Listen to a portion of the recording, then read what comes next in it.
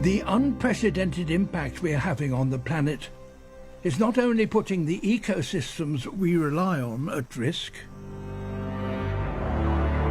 Scientists believe that our destructive relationship with nature is actually putting us at greater risk of pandemic diseases.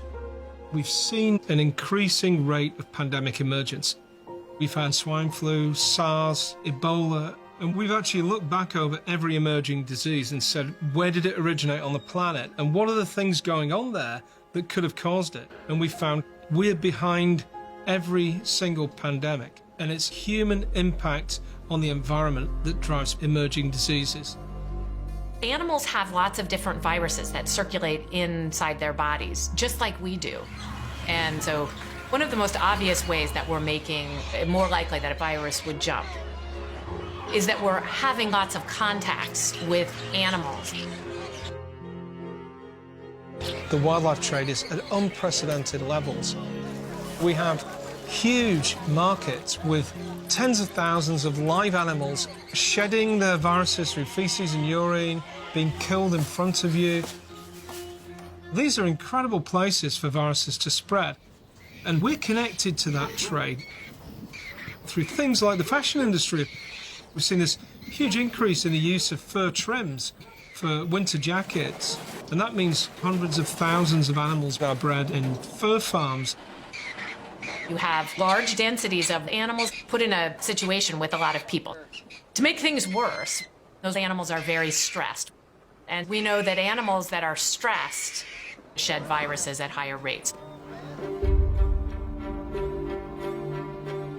We are encroaching further and further every day into wildlife habitat.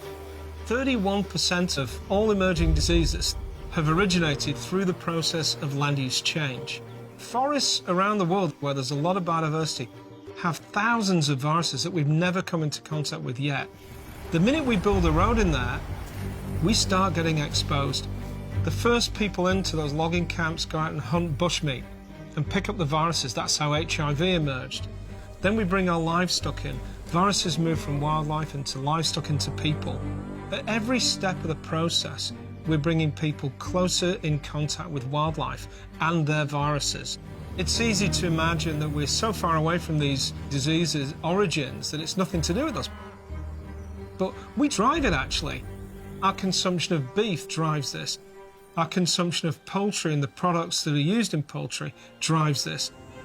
We've been saying for 20 plus years that this exploitation of our environment is driving pandemics. But what we didn't think was it was going to happen so quickly and so devastatingly. It was figured out quickly that it was a coronavirus. Those are known to reside in various kinds of animals, and so people started looking for the animal from which that coronavirus would have jumped into people. We found the closest relative to the virus in bats in rural South China in Yunnan province.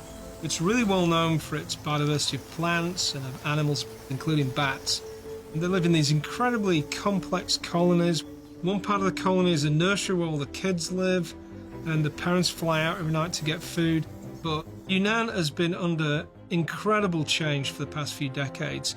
High-speed rail links have gone in there, roads have been built into remote areas, and so we think COVID-19 maybe started there, and either somebody got infected and traveled to Wuhan themselves, or sent animals that they were shipping into the wildlife trade into those wet markets, and then the virus exploded from there. It's my view that it's our relationship with nature and the way we interact with it that drove the emergence of COVID.